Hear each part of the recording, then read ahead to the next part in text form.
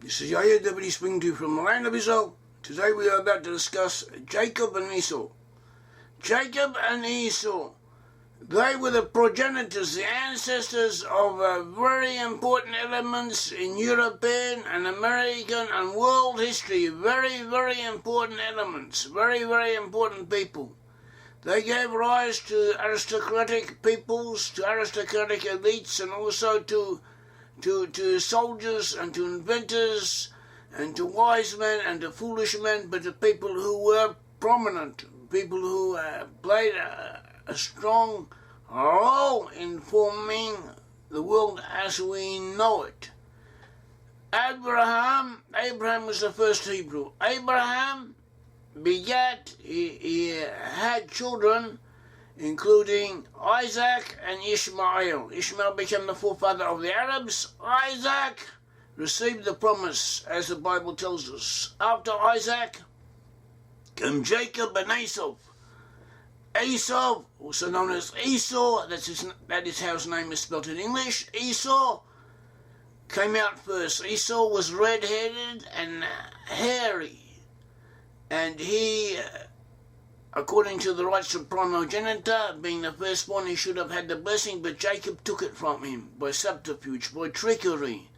But nevertheless, the Almighty God of Israel confirmed it that the blessing should pass to Jacob. Jacob was also known as Israel. He was renamed Israel by God, and he had 12 sons. From the 12 sons of Jacob come the 12 tribes of Israel. Out of these 12 tribes of Israel, we had two divisions. We had Judah, the tribes of Judah. There is Judah, the tribe of Judah, of Benjamin, Levi, and remnants, representative elements from all of the other tribes. They became the residents of the kingdom of Judah. They gave rise to the Jewish people as we know it. And in the north there was another section comprised of the majority of the 10 tribes.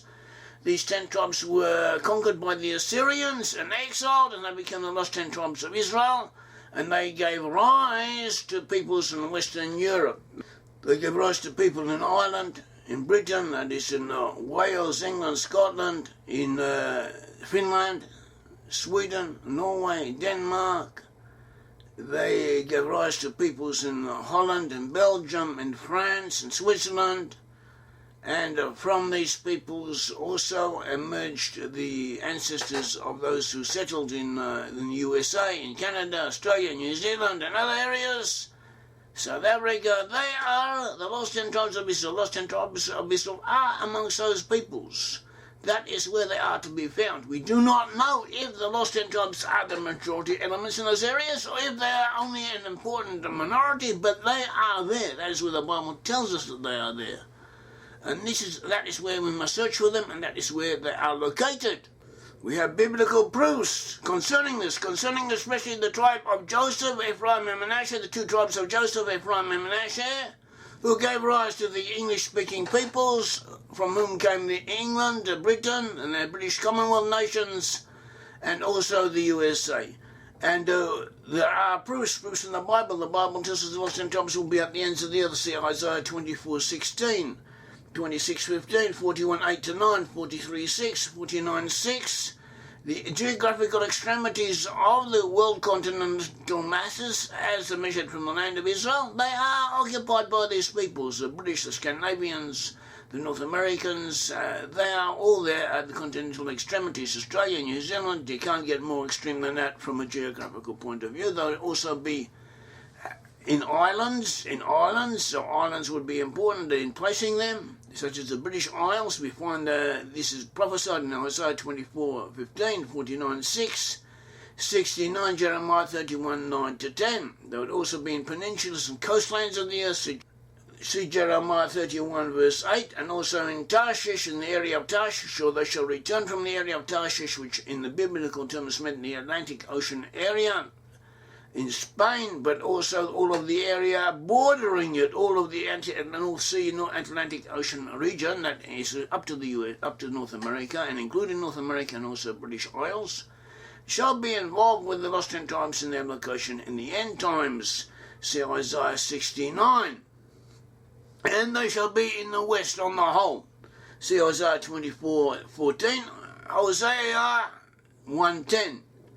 And located to the northwest of the land of Israel, see Isaiah 49:12, and in the north of Israel, Jeremiah 30:18, 31, 6-10, and also in Australia, see Isaiah 49:12, the land of Sinim is mentioned as a place of the lost and tribes, one of the places of lost and tribes in the end times, and Sinim may be identified with Australia and New Zealand, as we have shown elsewhere, and they would also have fires in the Isles, as was found amongst the ancient Celtics, the British Isles in Celtic times. That was their practice, to light fires on the Isles. That was what they were known to ancient peoples as doing. This is what they are referred to. In Isaiah 24:15, there would also be in Zarephath, the land known as Zarephath. The lost and tribes would be there, as the Bible says, and also rabbinical commentaries on the Bible confirm, in Zarephath. And this means, France, this meant British, Britain and France and the regions of neighbouring them. See Obadiah 1-20 and the commentaries on that verse. And they would have dolmens, that is megalithic monuments showing a pathway leading back to the land of Israel, which is what exists. See Jeremiah 31:21, and they would be in many waters as several oceans 24/7. And the only group of peoples that fulfills at one and the same time all of these indications are the English-speaking peoples. So this alone is proof. And in addition to that, we have other proofs, also from the Bible, and but confirmed from rabbinical sources that confirm interpretations, and other proofs, and we have proofs such as the symbols of these nations, their historical behaviour, their present situation, the prophesied blessings that would accrue to them and have come to these areas, the names, their ancestral names, which are similar to those given to them in biblical times, and their national characteristics. And all of these proofs taken together as one holistic, comprehensive, complementary whole point to the peoples of the West, especially the English-speaking peoples, as being lost and tribes in our time. And as we said, these peoples would be involved, or these peoples would be interlocked, or would be associated or in conflict with Esau. Jacob and Esau were twins, see Genesis 25:25. They were born on one and the same day. It was prophesied there would be eternal enmity, antagonism between the two peoples. See Genesis 25:22. And a struggle for predominance between them. See Genesis 27:40. And we have also traced Esau. We have found Esau in different areas according to archaeology and other sources. Esau is also known as Edom. Edom is another name for Esau. See Genesis 25:30, 36:8. Esau was referred to as an admoni, Genesis 25:25, usually connoting a red-headed person, a red-headed, light-skinned, Caucasian-type person. But David was also given this same description, was also described in the same way. So David was also like this. Perhaps David was exceptional amongst the Israelites, perhaps not, but this is what Esau was known as. But even so, we also find descendants of Esau as rulers in Japan and in Asia as well as in the West. Esau intermixed with another group of people known as descendants of Yair. Yair was a Horite, Hurrian-type people in scientific terms, and they intermixed with these peoples, the Horites, see Deuteronomy 2:5, Ezekiel 25:8, 35:3, Joshua 24:4, and other verses in the Bible. The descendants of Esau and Seir were intertwined. We find descendants from both groups. So we find, for instance, Anna, one of the descendants of Yair, gave rise to the nations of Italy. Zepho, a descendant of Esau, gave rise to the Sparta, the people of Sparta in Greece, and also the Sabines, who were amongst the founding elements of ancient Rome. They were also descended from Esau. Also Teman was a descendant of Esau, and he was noted for his wisdom, his intellectual prowess. Jeremiah 49:7, Job 2-11, and sometimes this term Teman is used to represent Edom in general. Say Amos 1-12, Abijah 1-19. Descendants of Teman were to be found amongst other peoples. They were elites or concrete, coherent elements amongst other people, such as we find amongst the Babylonians, amongst the Assyrians, amongst the Macedonians. Alexander the Great was, according to legend, a descendant of Teman.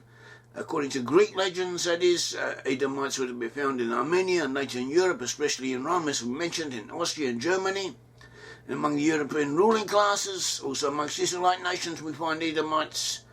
We find that the German idol Odin, there were different forms of Odin, but also known as Woden. He was also known to the Germans as Koz, and Koz was a name given to their forefather by the Edomians, who were also a descendant of Edom, had a small polity, a small country of their own to the southeast of Judah, and that is where biblical scholars tend to locate Edom. But in fact, this was only a small portion of the Edomite nations. There were Edomites scattered all over the Middle East, and from there they went out. They went out to Asia, they went out to Europe, and they often became dominant elements amongst those peoples. So at all events, one of the names, which may be another way of pronouncing Esau in Semitic languages, was Koz. And Koz was a name also given to Woden in Germany, as if suggesting that Woden was considered their ancestor, and he was also known as Koz, and this is in effect Esau. And Esau had been promised that he should have a fertile land, agricultural bounty, he should be rich, a rich country, and that he should live by a sword, he should be a martial warrior nation. See Genesis 27, verses 39 to 40. And the descendants of Edom, of Esau, people who we have identified as Edom, such as the Germans and the Romans and others, also have often been ruling nations, have been rich nations compared to other peoples, and they have been also antagonists to the Israelite peoples. And in the future this will continue, and in future prophecies there will be a conflict, a final confrontation between the descendants of Esau and the descendants of Israel. May the Lord God of Israel bless you. Thank you.